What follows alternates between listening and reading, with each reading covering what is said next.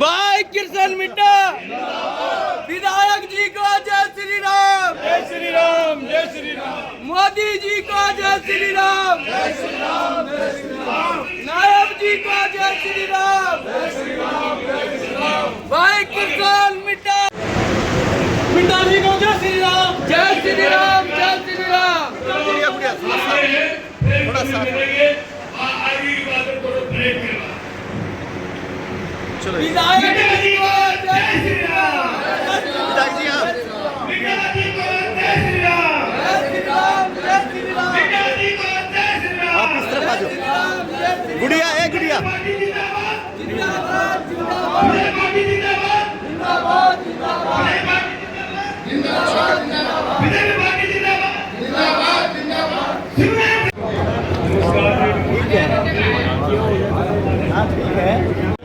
श्री कृष्णलाल मिड्डा के स्वागत में यहाँ उपस्थित हैं और इनके साथ साथ श्री महेश गुप्ता जी जो एमएलए विधायक हैं उनका भी स्वागत है और भी इनके साथ जो साथी पहुंचे हैं। अब मैं जो पगड़ी बांधने के लिए विधायक जी को पगड़ी भेंट करने के लिए वो आगे आ जाए। पंडित रुगनाथ जी बुआने से रामचंद्र पिंडारा कृष्ण तालियां नहीं रुकनी चाहिए भाई। मैंने क्या बोला था भाई, किसी का मान सम्मान तालियां नहीं रुकनी चाहिए। किसका घर में प्रोग्राम होने को तुमने बेचते हैं, लेकिन आप लोग सहयोग दे दो उसमें। और तो चक्कर दे करके चक्कर भेंट करेंगे हमारे माननीय श्री दलवीर जी कसे। ये तो आपका स्वागत है। 1 मिनट के लिए जय भगवान जागड़ा जी जो हमारे साथी हैं वो 1 मिनट के लिए अपने विचार रखें कि जय भगवान जागड़ा जो हमारे संगठन के साथी हैं। ईश्वर सिंगला मेरे पास आज एक काम।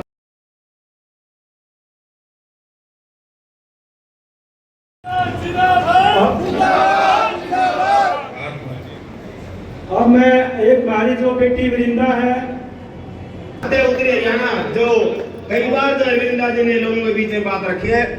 मुझे लगता है हमारा भारत विश्व गुरु बनने वाला है और आप सब चाहते होंगे भारत विश्व गुरु बने। चाहते हो नहीं चाहते हो?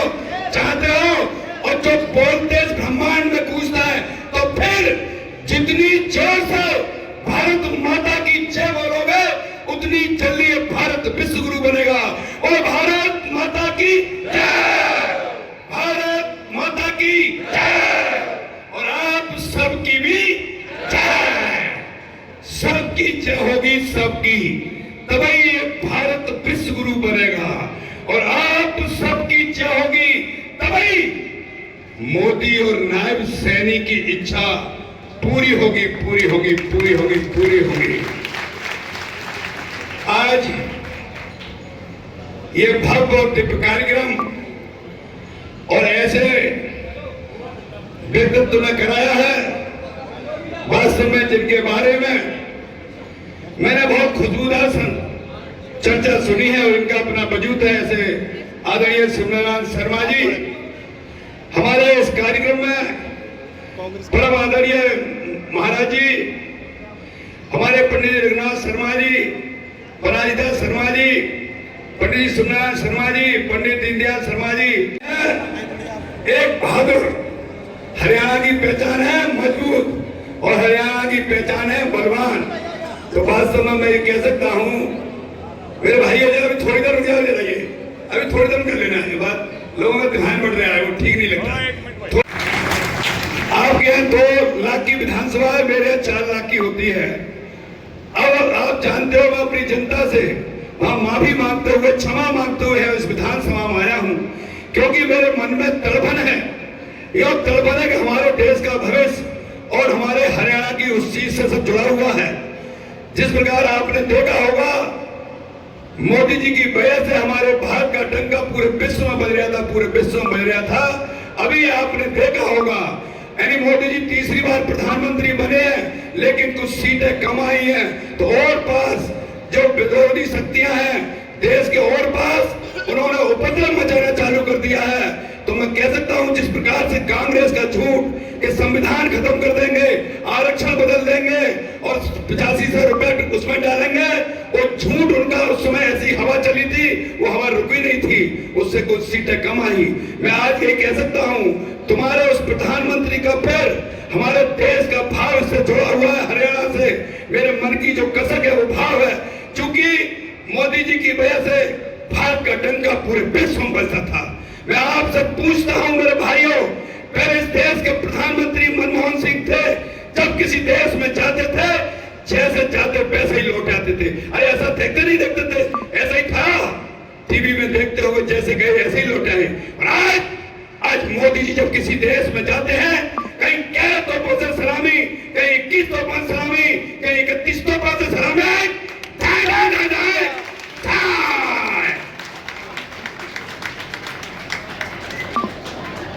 मोदी चाहे गोला फड़ गए और पूर्व प्रधानमंत्री मनमोहन सिंह चाहे पत्ताना फड़ गए और मोदी जाए गोला फड़ गए। बताइए आपका मस्तक ऊंचा होता नहीं होता है? अरे होता नहीं होता है?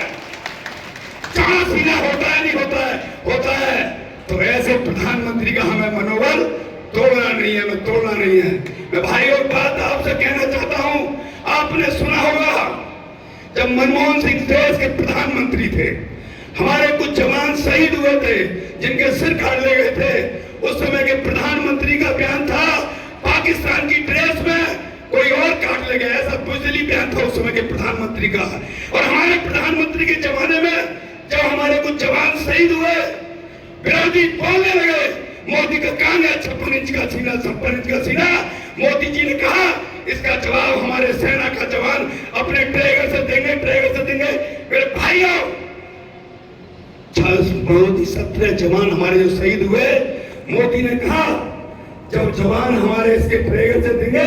मेरे भाइयों, आप सबको मालूम है 17 की जगह दुश्मन की सीमा में घुसकर, दुश्मन के सीना पर चलकर 17 की जगह 2000 आतंकवादियों को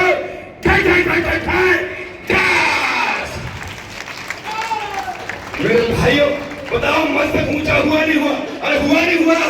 पहले प्रधानमंत्री जाए कि कोई और काट ले गया, फिर मेरे भाइयों ऐसे हमारे इस देश का प्रधानमंत्री, उसका मनोबल बनने दोगे नहीं दोगे? मैं आपसे ये प्रार्थना करने आया हूं, क्योंकि समय कम है, समय कम है। अभी और हमारे वक्ता बोलेंगे, केवल मेरे मन की काफी है, वही हमारा मनोबल, हमारे देश का मनोबल होगा। तो इस हरियाणा से जुड़ा हुआ है, हरियाणा की जीत होगी मेरे भाइयों। जो हमारी इस विधानसभा की जीत होगी, हरियाणा में सरकार बनेगी, विश्व में ये संदेश आएगा कांग्रेस का झूठ बेनकाब हो गया और मोदी जी का डंका पूरे विश्व में बच गया। और मैं ये भी कह सकता हूं कि बात समझो, आपके विधायक हैं, इतने बढ़िया विधायक, इतने अच्छे विधायक, मैं कई जगह जाता हूं, इनकी इतनी तारीफ होती है, मेरा मन करता है मेरे हाथ में अमृत हो तो ऐसे भाई किस मिठाई में छिड़क दूं मैं। ऐसे भाई अच्छे विधायक हैं। मैं और बात कहूंगा, क्योंकि मैं कह सकता हूं हमारे ऐसे प्रधानमंत्री को फिर मनोबल आपको बढ़ाना है। ये 30 आपके दिल में भी होना चाहिए। और हमारी ये मातृशक्ति बैठी हुई है, हमारी बहनें बैठी हुई है, मैं कह सकता हूँ ये अपने हृदय से बता दें, अगर मोदी जी के मन में सबसे ज्यादा मोहब्बत, सबसे ज्यादा प्यार, सबसे ज्यादा श्रद्धा अगर किसी को करते हैं तो मातृशक्ति को करते हैं, मातृशक्ति को करते हैं। तो मैं आज मातृशक्ति से ये निवेदन कर रहा हूँ, उनके चरणों में वंदन कर रहा हूँ कि उस बात को जिस प्रकार मोदी जी आपको श्रद्धा करते हैं, उस दिन 5 तारीख की शाम 6 बजे तक अपना पसीना बहा लो और एक एक वोट की चिंता कहना आपको करनी है। तो आप चिंता करने लगेंगी तो दुनिया की कोई ताकत है नहीं। हमारी ये विधानसभा अपने हरियाणा में फर्स्ट आएगी, फर्स्ट आएगी। आप सबको बहुत बहुत शुभकामनाएं। जय हिंद, जय भारत, भारत माता की जय। और आप सबकी भी जय। आपकी जीत इतनी बड़ी होगी जीत। और मैं उसी शख्सियत को इस विद्या मंदिर जो बहुत बड़े शिक्षाविद हैं आदरणीय श्री नारायण शर्मा जी, उनको मंच से बोलना चाहूंगा। उससे पहले मेरा हाथ जोड़कर निवेदन है, आप एक बार अपना स्थान ले लें, क्योंकि करता है। आज वो सभी साथी मिलके, आदरणीय सभी साथी मिलके आज सभी हमारे साथ, क्योंकि हम परसों बीजेपी में शामिल हुए थे, सभी से बात करके आज सभी साथी विधायक जी की उपस्थिति में बीजेपी के अंदर शामिल होने की घोषणा करते हैं। आदरणीय साथियों, आप सभी ने पता पिछले 6 वर्षों से जो ये संगठन है विभिन्न माध्यमों से अपनी आवाज उठाता रहा, यहाँ के नौजवान को रोजगार मिले। और इसी कड़ी में हम कांग्रेस के अंदर भी इसी बात के लिए गए थे कि रोजगार की बातें हों।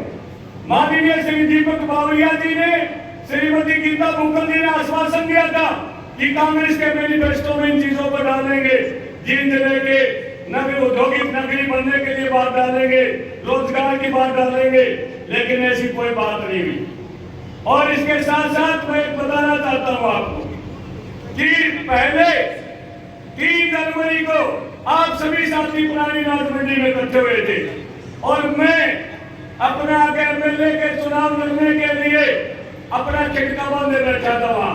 लेकिन वहां देखा कि हमारी जो मातृशक्ति है, हमारी बहन बेटियां हैं, वो अपार संख्या में वहां पहुंची थी और एक नारा लगा कि भाई आगे वरिंदा को चांस मिलना चाहिए संगठन की तरफ से।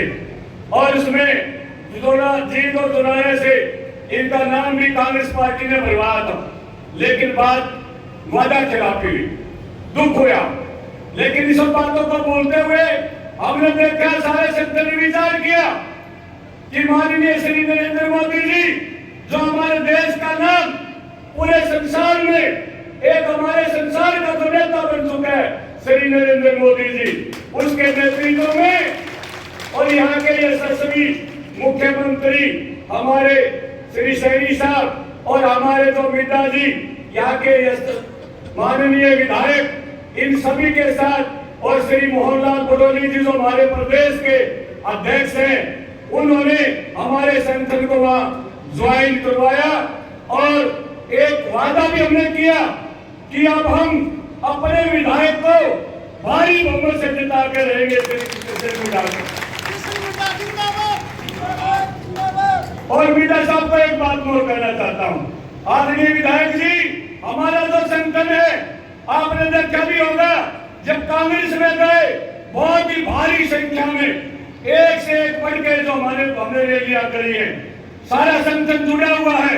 आज 2 दिन के अंदर ही आप देखे, परसों हमने ज्वाइनिंग की थी और आज इतनी भारी संख्या में सारा संगठन बीजेपी में शामिल होकर आपके स्वागत में यहाँ खड़ा हुआ।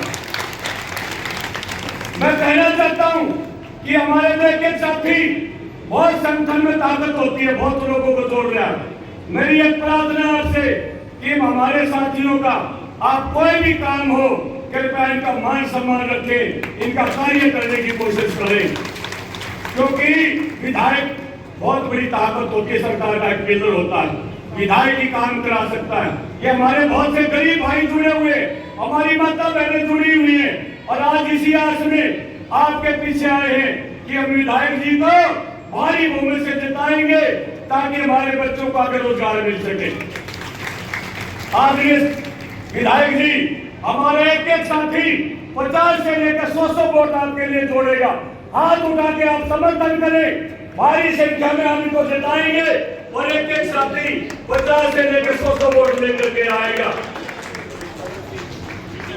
अब मैं ज्यादा समय नहीं लेते हुए, क्योंकि आपने भी और बहुत प्रोग्राम है, आप हमारे संगठन के बीच में आए और श्री मोहनलाल पटोली जी ने जो हमारे को ज्वाइन करवाया, मुख्यमंत्री जी से भी, श्री नायब सैनी जी से मिले तो उन्होंने भी पार्टी में आने पर स्वागत किया। और हम तन-मन धन से बीजेपी के लिए हर एक कार्यकर्ता काम करेगा और भारी बहुमत से जहां भी रिश्तेदारी, हमारी बहन बेटियां, इनकी तो कई जगह बात होती है, वीर शास्त्रा में, भाई आप दोनों जगह चोटा मारोगे, हाथ उठा के हमारी बहन बेटियां भी बताएं, दोनों जगह चोटा मारेंगे बीजेपी के लिए। और आप यहाँ आए, आपका बहुत बहुत स्वागत, बहुत बहुत धन्यवाद। आप सभी का भी बहुत धन्यवाद, जो इतनी भारी संख्या में आप पहुंचे हैं। विधायक जी का भी बहुत। रामधारी शर्मा जी तो बुआना के पूर्व सरपंच रहे और इस जींद के अंदर बहुत से सामाजिक कार्यों में उन्होंने भागीदारी की। आज उनकी पुण्यतिथि है और पुण्यतिथि के ऊपर ये पुण्य का कार्य है, तो विधायक जी पुष्पांजलि देते हुए इसी बीच में एक व्यक्ति का नाम लूंगा तो आपको हमेशा आप भाई देखो, तन मीठा रे मन मीठा, मिठाई का राजा कौन है? लड्डू। तो विधायक जी को आदरणीय शिवनारायण शर्मा और शिक्षा समिति की तरफ से लड्डुओं के साथ तोड़ करके फिर ये प्रसाद रूप में आपको मन मीठा करने के लिए आपके बीच में मिलेंगे। तो मेरा निवेदन है कि पूरा संगठन जो है वो आए, इस साइड विधायक कृष्ण मिड्डा जी को लड्डुओं से तोड़ करके वो अपना फोटोग्राफर भी भाई बढ़िया फोटो खींच लियो रही। हाँ, लड्डुओं से तोला जा रहा है। तो मेरा निवेदन कि आज इस कड़ी में जो विधायक जी के एक अच्छे कंधे से कंधा मिला करके काम करने वाले शिवनारायण शर्मा जी ने अपने सभी साथियों के साथ बीजेपी को ज्वाइन किया और आगे संकल्प लिया कि हम कंधे से कंधा मिला करके काम करेंगे। सबसे पहले तो मैं स्वर्गीय रामधारी शर्मा जी को, जो पूर्व सरपंच रहे बुराना के, इनके चरणों में फूल अर्पित करता हुआ और आए हुए सभी महानुभाव, परम आदरणीय सूर्य, एक सुविधा का नाम है शिव नारायण शर्मा। जिस समय भी याद कीजिए उस समय वही हाजिर हो जाते हैं। जहां सिमरिए वहां पाइए, इनके बारे में ये कहना चाहूंगा।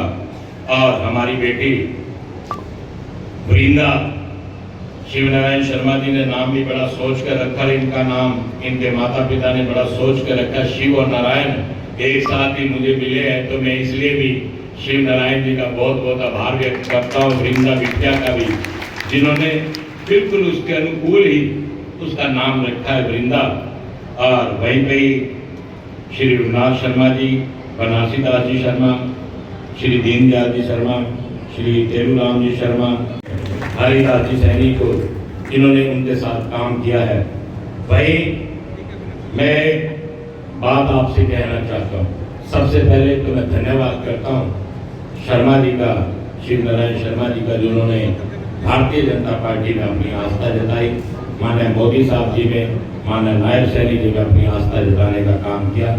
इसके लिए मैं इनका बहुत आभार व्यक्त करता हूँ। इनके आने से हमें बहुत मजबूती मिलेगी,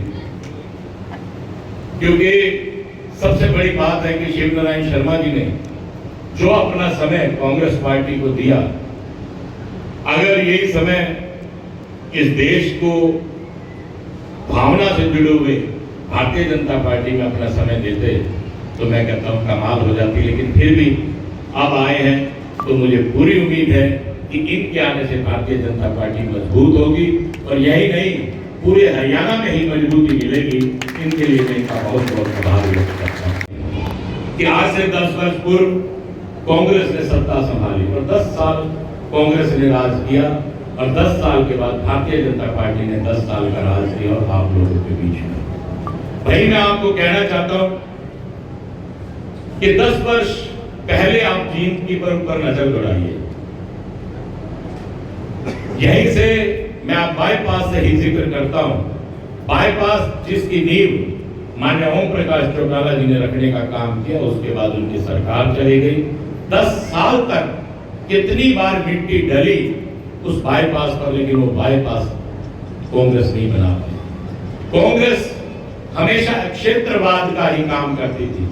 अगर कांग्रेस के राज में देखें, या तो रोहतक प्रफुल्लित हुआ, या आपका सोनीपत हुआ, या झज्जर हुआ। आप रोहतक से आए जहां से जींद की सीमा स्टार्ट होती थी, सोनीपत से आए जहां से जींद की सीमा प्रारंभ होती थी, आपको आते ही लगेगा कि आप जींद में आ चुके हो, क्योंकि सड़कों की हालत बहुत ज्यादा खराब है। वहीं आप लोगों के सामने कि आज जहां रोहतक से आने में 1.5 घंटा लगता था, आज रोहतक से आने में मात्र 40 मिनट आपको लगते हैं, सोनीपत से आपको मात्र 45 मिनट लगते हैं। ये करिश्मा है भारतीय जनता पार्टी का। उन्होंने बिना भेदभाव के काम करने का काम किया। एक ही बात थी कि इस देश को किस प्रकार से ऊंचाइयों पर ले जाने का काम करें। ऐसी सोच अगर किसी ने रखी तो भारतीय जनता पार्टी ने ऐसी सोच रखने का काम किया। भाई मैं आपको कहना चाहता हूं कि मेरे पिताजी ने माननीय मुख्यमंत्री मनोहर लाल जी से उस समय कहा कि मैं उम्र में सबसे बड़ा विधायक हूं, और मैं आपसे एक डॉक्टर होने के नाते और एक विधायक होने के नाते आपसे प्रार्थना करता हूं कि जींद को एक मेडिकल कॉलेज दिया जाए। उस बात को माननीय मुख्यमंत्री जी ने स्वीकार किया और जींद को मेडिकल कॉलेज देने का काम किया, जबकि मेरे पिताजी विपक्ष में थे। इसी चीज को ही मैं आपको बताना चाहता हूँ कि प्रत्येक, चाहे वो पक्ष का विधायक चाहे विपक्ष का विधायक हो, भारतीय जनता पार्टी की सरकार ने 5-5 करोड़ रुपए की राशि विकास के लिए प्रतिवर्ष देने का काम किया।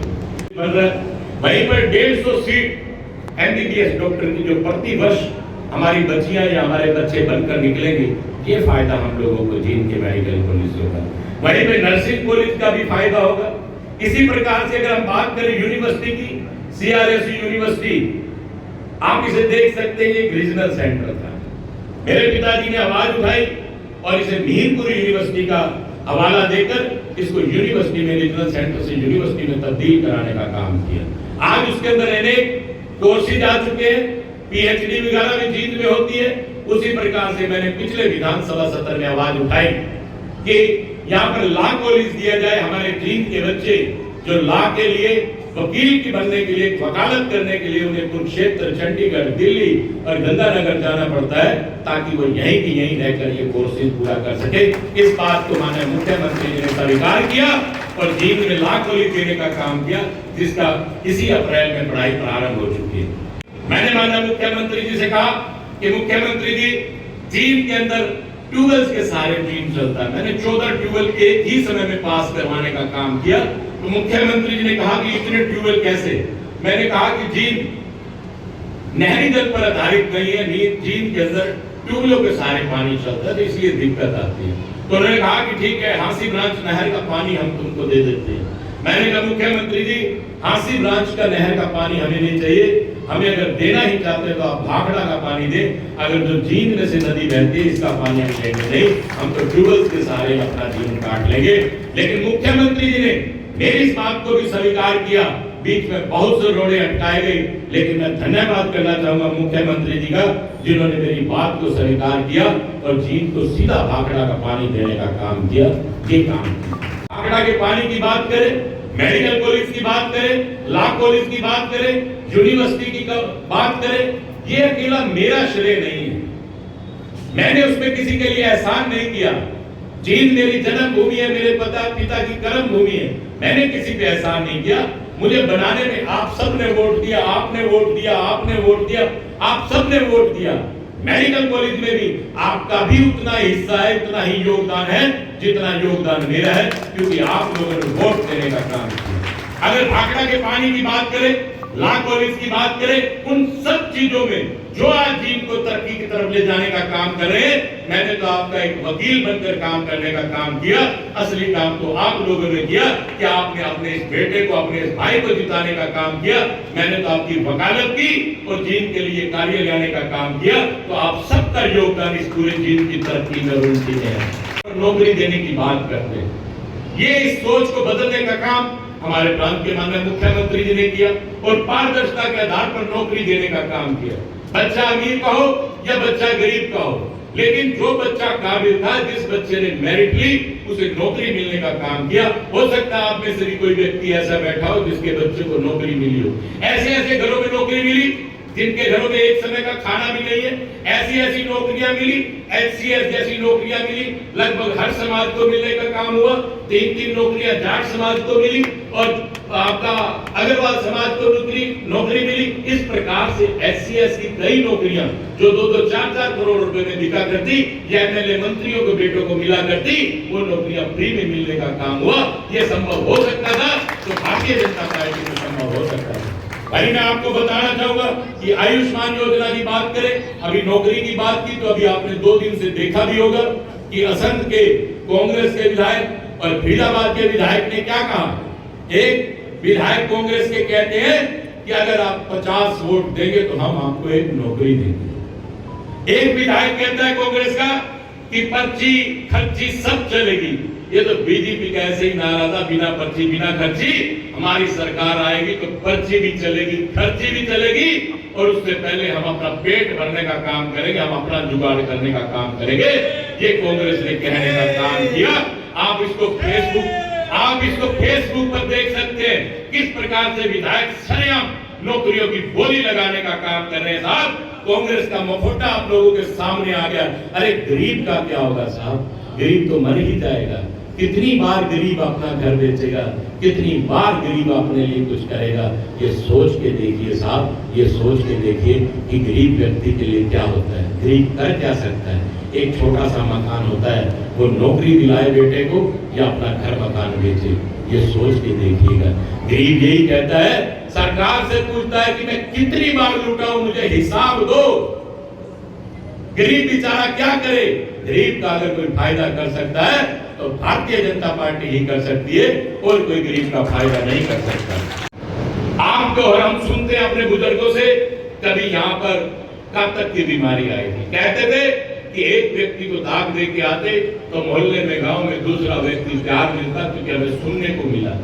लेकिन कोरोना काल इस देश में इतनी बड़ी विपत्ति आई कि साहब, बेटा बाप को अग्नि नहीं दे सकता, माँ बेटे का मुख नहीं देख सकती। ऐसे हालातों से हमें गुजरना पड़ा। सरकारों ने अपना काम किया, वहां पर आप सब ने मिलकर भी इस देश में हुती डालने का काम किया। आप लोगों के सहयोग से हम ये कह सकते हैं कि इस देश को जान माल की जो हानि हुई वो बहुत कम हुई। जितनी हमारी जनसंख्या थी उसके मुताबिक हमें जान माल की हानि बहुत कम हुई। इसलिए आप सबका सहयोग था। अगर आप लोग देश से इतना प्यार करते हैं तभी तो हम लोगों ने कोरोना जैसी बीमारी से बाहर निकल पाए। साहब, हम लोगों ने अपने ही हाथों में रेत की तरह मिट्टी में से सबको फिसलते देखा है साहब उस समय।